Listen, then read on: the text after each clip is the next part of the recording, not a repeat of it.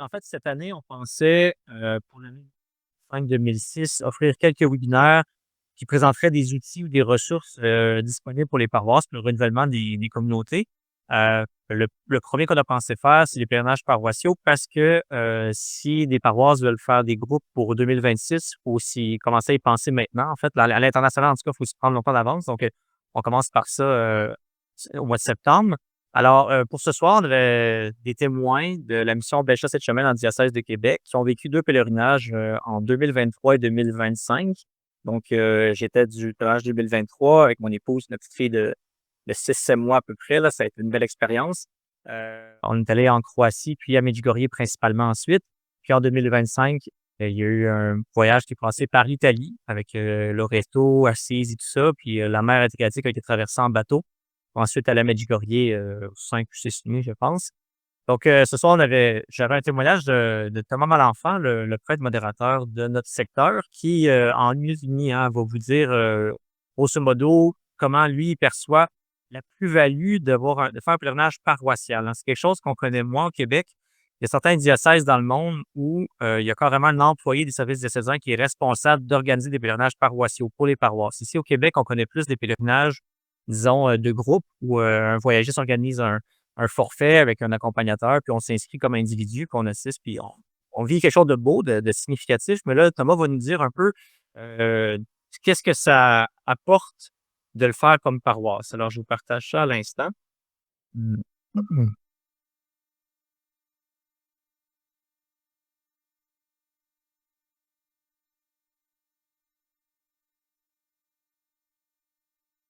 Voilà, c'est parti. Un pèlerinage paroissial, c'est un moment fort, pas seulement pour la vie de foi des gens qui font le pèlerinage, hein. Tous les pèlerinages sont des moments forts, mais c'est un moment fort de la vie de la paroisse. Ce qui se vit dans chacune des âmes des pèlerins se vit ensemble. Les relations qui se tissent, les sortes de relations, les choses qui sont vécues en commun par nos leaders de communauté qui viennent à ce pèlerinage-là. Tout ça, ça construit la communion ensuite entre les communautés chrétiennes. Ça sert aussi de formation, de temps de formation très intense de nos leaders, ceux qui profitent le plus de ces formations-là parce que c'est ceux qui vont les transmettre, ces façons de vivre la foi, de mieux la comprendre, de mieux la partager. Alors, c'est pour ça que les pèlerinages, qui sont toujours des bonnes choses, mais quand ils sont paroissiaux, comme on a eu la chance de le vivre à 2 reprises dans Mission Bellechasse cette semaine, quand ils sont paroissiaux, ils portent vraiment des fruits d'une façon particulière pour les paroisses, pour les communautés chrétiennes.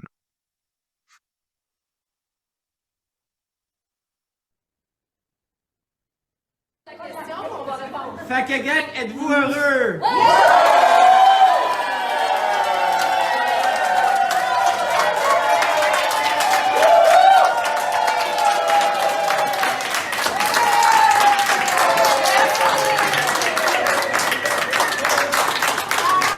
Oui, l'ambiance était quand même bonne. Moi, ce que je peux dire en 2 mots là, sur ce que je perçois comme distinction entre un pèlerinage, standard, comme j'en ai déjà fait dans le passé, puis le pèlerinage paroissial, c'est vraiment l'aspect de prière, de fraternité, de formation qui est spécifique à la paroisse avec, donc il y a un bagage commun qui est apporté ensuite, dans les communautés. Donc les témoignages sont faits, après, il y a aussi une espèce de, excusez-moi le mot anglais, un buzz là qui est créé au niveau de la paroisse parce qu'il y a tous ceux qui y vont, qui sont excités, puis qui reviennent vraiment crinqués, si on peut dire.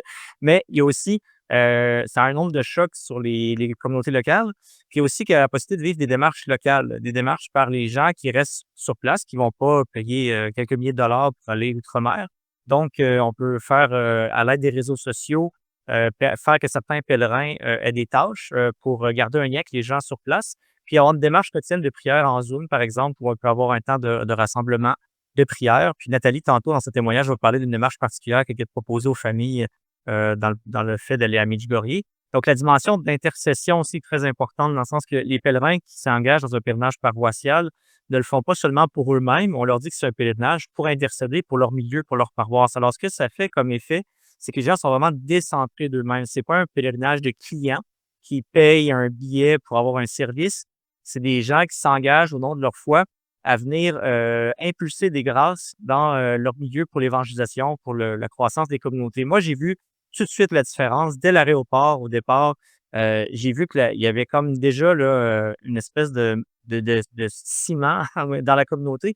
Puis j'ai vu un niveau de résilience aussi impressionnant parce que visiblement, c'est des gens qui ont des ennuis de santé, des fois, il y a des choses il y a des désagréments dans un pèlerinage, mais j'ai jamais vu personne se plaindre ou chialer. Les gens étaient de bonne humeur et puis même ils arrivaient d'une certaine façon à prendre du bon côté les difficultés, ils l'offraient au Seigneur. Et ça m'a vraiment édifié de voir ça, là, parce qu'il y a des gens qui avaient un certain âge aussi puis qui avaient pas une très grande santé. Alors, pour tout ça, puis en fait, aussi la démarche au retour, en fait, l'engagement qu'on demande aux pèlerins d'être des témoins, de transmettre ce qu'ils ont vécu, c'est vraiment ça aussi la plus-value là, à suite à ce pèlerinage-là.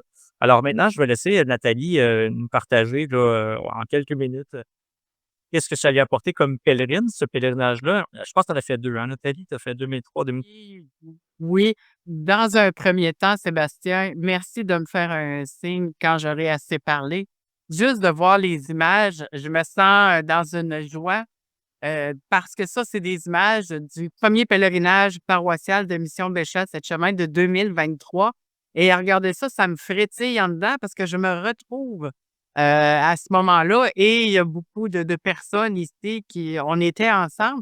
Moi, je veux juste dire qu'on est parti, pour moi, on est parti des paroissiens puis on est revenu des frères et sœurs en Jésus-Christ. Donc, ça a été une rencontre entre nous avec la Vierge. On a vécu des moments forts. On a pleuré, on s'est écouté, on a ri, on s'est pris dans les bras, on a prié ensemble. J'ai trouvé extraordinaire de prier ensemble pour des mêmes causes. Comme Sébastien disait, on priait pour nos communautés. Donc, déjà, ça, c'est une raison qui nous unissait.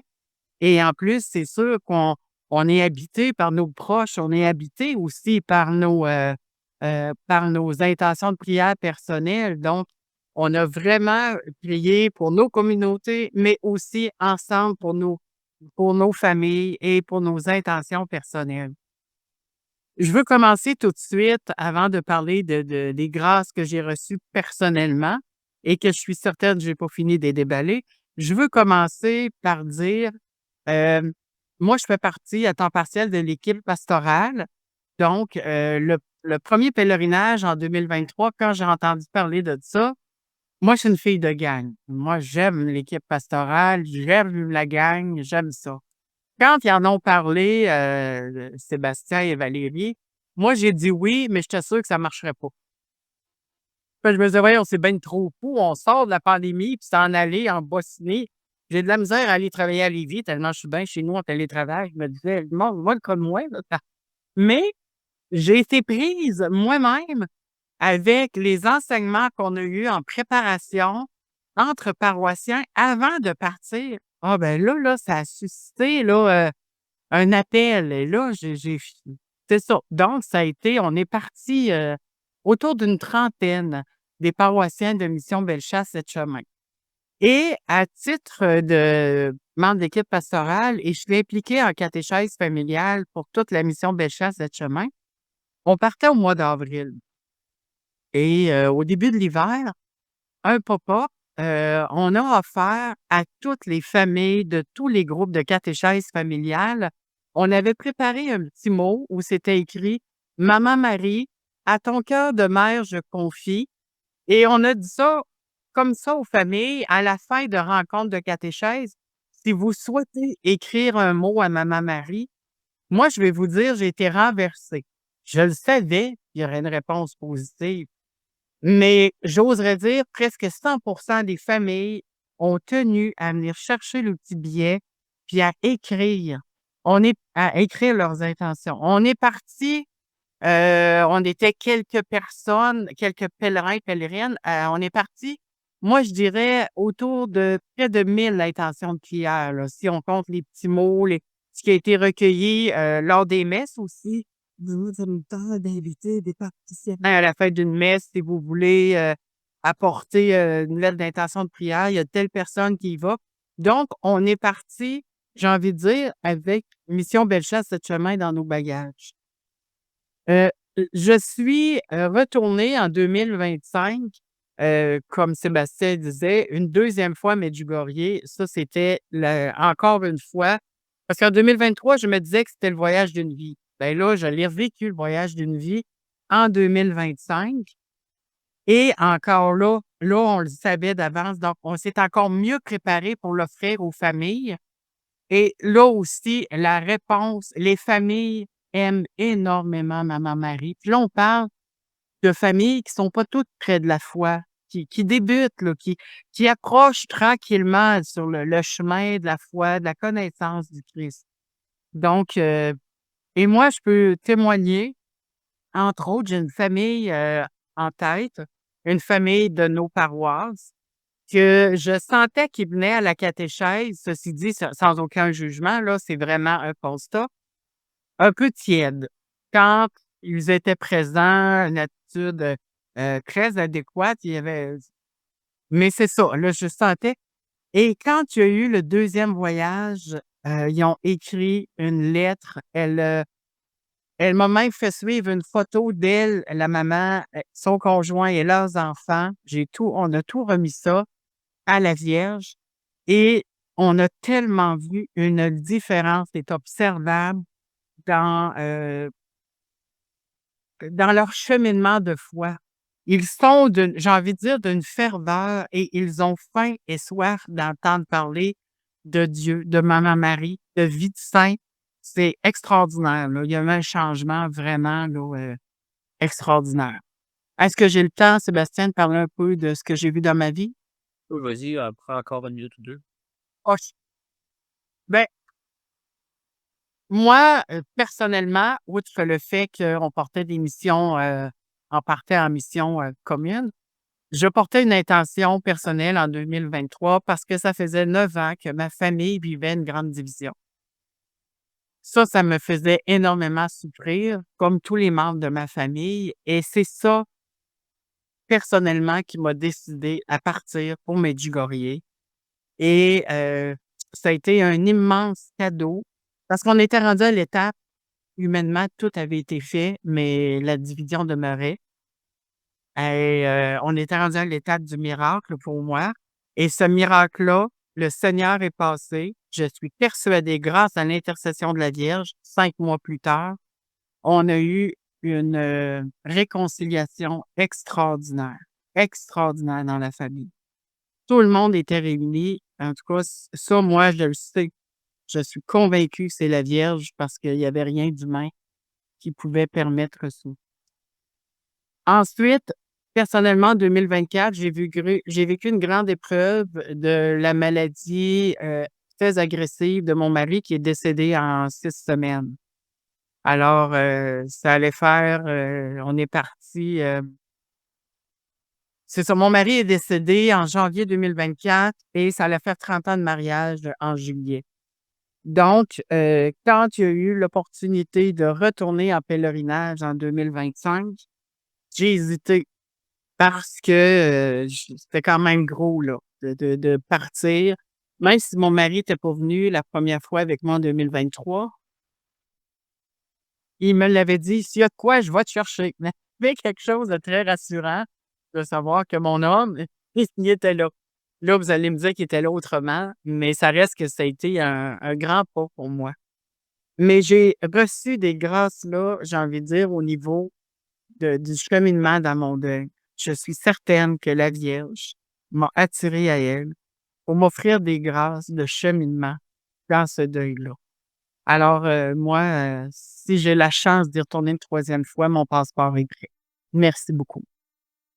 Merci Nathalie.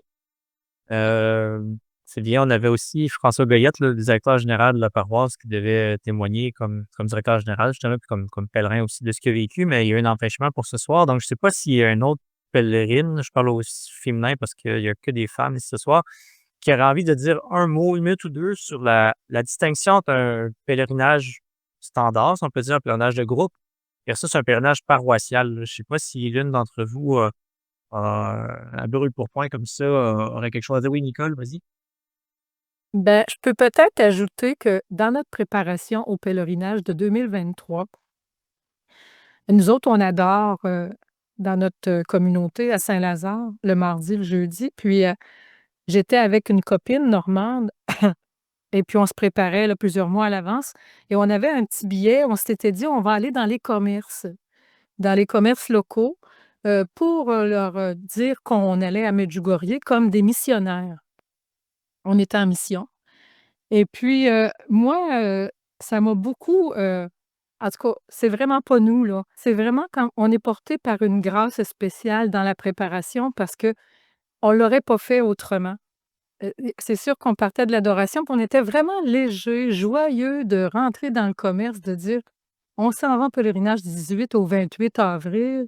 On veut vous emmener avec nous autres dans notre valise. Donnez-nous vos intentions». Je vous dis que les yeux, c'était rond, là. Il y a pas une place qu'on a été mal reçu. Partout, on était c'est sûr que ça étonnait, mais on était tout joyeux. Puis je dirais même dans nos familles, tu sais, à la cabane à sucre, le printemps, je pars en voyage. «Ah oui, où tu vas?» Tu sais, devaient penser que c'était un tout inclus dans le sud. Quand je leur disais: «Mais du courrier», ah ben là, tu voyais la mâchoire tomber, là. Il y avait pas beaucoup de questions. Mais tu sais, veux-tu que je prie pour toi? Puis ça, là, moi, je dis, c'est tellement missionnaire aujourd'hui, c'est pas dans l'air du temps de faire ça. Fait que je suis toute réjouie de ça, puis j'en porte encore, c'est comme une audace. Marie nous a rendus, audacieux pour pas dire autre chose. Oui. Merci. C'est vrai qu'on peut imaginer toutes sortes de démarches possibles avant puis après pour, stimuler le talent missionnaire, justement, de qui on peut, aller solliciter. Et à la fois des fois pour parce que je pense qu'il y avait une question aussi de demander peut-être des dons, hein, pour le pèlerinage, mais aussi il y avait la dimension de demander de proposer des intentions de prière. Donc voilà, c'est à la selon la créativité de chaque paroisse de stimuler l'élan des pèlerins. Hem Bon, écoutez, ce qu'on connaît plus au Québec aussi, c'est des fois, c'est les pèlerinages de type diocésain. Des fois, ça arrive qu'un évêque ou des prêtres du diocèse organisent un groupe diocésain. C'est bien, c'est super. Pour ce qui est des pèlerinages paroissiaux, moi, j'en connais moins au Québec. Il y a Regina Pacis maintenant qui commence à offrir ce service-là. Julien Foy, qui est le fondateur de cette agence-là, il y a 30 ans, c'était son désir d'offrir des pèlerinages paroissiaux d'abord et avant tout, mais c'était pas mûr à cette époque-là au Québec. On dirait que ça commence tranquillement à poindre. Donc, pour l'année prochaine, il y a certains, forfaits préliminaires qui sont offerts: Lourdes, Fatima et Medjugorje. Donc, s'il y a des paroisses qui veulent avoir un clé en main tout inclus, là, avec déjà, le forfait préparé, les guides, réservés, il y a cette possibilité-là, mais il y a aussi des forfaits sur mesure qui sont possibles aussi. Si des personnes voudraient plus aller assises ou aller ailleurs dans le monde, c'est possible aussi. Je sais qu'il y a Nicolas Tremblay, qui est ici, qui pensait peut-être à sa paroisse aller aux États-Unis l'année prochaine. Je sais pas si c'est juste, mais en fait, ce que je peux dire, en tout cas, c'est que si des gens avaient envie d'aller parce que nous, on y pense en mission Péché semaine d'alterner aux 2 ans un pèlerinage international versus un pèlerinage plus, aux États-Unis, le plus près pour les familles, en fait, de 2 3 jours, qui sont beaucoup moins coûteux et tout ça. Julien peut offrir un aide bénévolement pour organiser le pèlerinage, mais il ne peut pas le prendre en charge parce que c'est beaucoup moins, cher des pèlerinages comme ça. Donc lui, pour l'acheter à la charge travail que ça impose, ça en vaut pas le coup. Mais il peut donner il y a déjà préparé des forfaits dans le passé, donc il peut guider vers des auberges ou vers des communautés ou des lieux de pèlerinage. Et il y a des martyrs canadiens qui sont intéressants. Il y a Sainte-Cathérie des Coquelicots aussi qu'on peut aller visiter. Donc, ça, c'est des exemples. Puis, si les forfaits vous intéressent, on vous les enverra, par courriel. Cette année, il y a Rimouski au mois d'octobre qui part, en France, au Mont-Saint-Michel puis à Lourdes. Il y a 13 personnes de la région qui partent avec un groupe qui a été ouvert finalement public, là, donc c'est un groupe mixte. Puis il y a la Beauce, justement demain soir, il y a une rencontre en Beauce pour un groupe qui va aller aussi en France, heu, l'année prochaine. Donc c'est pour dire que ça commence tranquillement à émerger. Donc, si jamais, en fait, ce serait plus la période des questions, des interrogations. Je ne sais pas si vous aviez déjà des projets, pour les prochaines années, ou vous savez des questions pour les gens ici qui sont allés, à Medjugorje, on vous écoute là, si vous voulez prendre la parole en levant la main, après l'autre. Ben, ce que tu permets, je peux Vas-y. témoigner un petit peu aussi, Oui. Vas-y, vas-y. Ben oui. de 3 petites expériences, là. D'abord, il y a les pèlerinages d'une journée. qui sont peut-être plus connus au Québec. Ça fait 2 ans que nous, on le fait, au niveau paroissial. On est à Sainte-Anne-de-Beaupré, puis à l'Oratoire Saint-Joseph et Chapelle Notre-Dame cette année. Donc, c'est beaucoup plus humble, mais déjà, ça crée une dynamique quand même exceptionnelle de passer une journée ensemble, des liens nouveaux se créent entre les personnes, dans l'autobus, etc. Bon, c'est peut-être banal ce que je dis, mais pour moi, ça ne l'est pas, là, vraiment un pèlerinage paroissial. Ça a été bon. Ensuite, on a vécu l'expérience d'un pèlerinage que je dirais semi-paroissial, dans le sens que j'ai organisé avec Louise Normando le premier pèlerinage canadien sur les pas du bienheureux Carlo Acutis en septembre 2023. Et donc, la moitié du groupe étaient mes paroissiens. Donc, sur 26, il y en avait 13 qui étaient de la paroisse. Et comme vous en avez témoigné, là, c'est sûr que c'est une expérience exceptionnelle de pouvoir passer comme ça tous ces jours ensemble en pèlerinage. Dans une expérience, il y a tellement le pèlerinage permet tellement d'expériences spirituelles incroyables, puis en plus de toute l'entraide, l'attention les uns aux autres. Et ce qui a été intéressant aussi, c'est le fait que ce soit un pèlerinage semi-paroissial. Ça permet aux gens de ma communauté de témoigner auprès des autres. Les autres étaient des individus, hein, d'un peu partout. Alors, c'est sûr qu'il y a eu tout un impact de témoignage là, de ce groupe conformaire qui était attentif aux autres et pas refermé sur eux-mêmes. Là. Et ça a été quand même ça a été beau, là. Bon, excuse, je pas couper le qui était prévu, mais je trouve ça intéressant d'apporter ces éléments-là aussi de témoignage. Puis pour l'an prochain, comme tu disais, c'est pas nous, on irait au sanctuaire des martyrs canadiens, non pas aux États-Unis, mais en Ontario, à Midland, Ontario, là. C'est ce qui est sur le programme pour le moment, là. Peut-être un 4 jours, là. Et super, merci. Est-ce qu'il y aurait d'autres interventions ou questions? Est-ce qu'il y aurait un site qu'on pourrait voir tous les pèlerinages qui est disponible, même dans la région ou à l'extérieur? Oui, il y a oui, on va vous partager ça dans un courriel suite au webinaire. Là. C'est sûr que les pèlerinages qu'organisent les voyagistes réguliers, ça, c'est sur le site web que vous pouvez trouver ça, là, si vous voulez joindre un groupe. Mais pour les pèlerinages paroissiaux, ceux qu'offre Regina Pacis, on peut envoyer ce qu'on parlait tantôt, les forfaits qui sont prêts pour. Ce qu'il faut dire, c'est que Marie à Medjugorje insiste beaucoup pour dire que elle a choisi la paroisse de Medjugorje parce qu'elle la trouvait fervente, qu'elle trouvait une foi simple et humble là-bas. Et puis, il y a vraiment un encouragement à prier pour les paroisses, avec les paroisses. Donc, c'est vraiment un désir de la Vierge aussi de voir des paroisses se lever et cheminer ensemble. Là, voilà. Donc, on vous fera suivre ça. Donc, s'il n'y a pas d'autres questions ou interventions, peut-être une, deux nouvelles là, du réseau.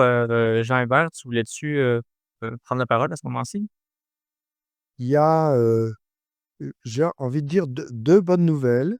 Il y a une première bonne nouvelle, c'est qu'il y aura vraisemblablement voilà, une sorte de forum en 2026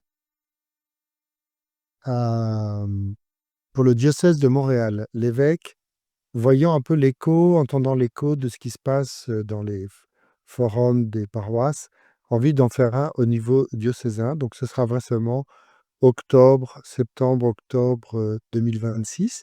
Donc c'est intéressant parce que c'est un peu la prise de conscience au niveau de l'épiscopat de ce que l'Esprit de Dieu est en train de faire et qu'ils sont en train de le proposer à tous. Donc ça, pour le diocèse de Montréal.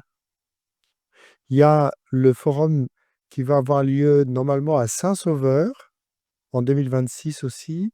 Et je ne sais pas, Nicolas, tu dois être impliqué dedans. Il y avait une hésitation sur la date entre le 23 et le 30 mai, donc dans la période juste qui précède Pentecôte. Bon, sinon, d'autres petites nouvelles. Maintenant, grâce, entre autres, au travail de Louise Paquette, qui est ici là, ce soir, puis d'une OBE qui était au Saguenay, qui était vacante, là, qui était comme un peu en perte de vitesse.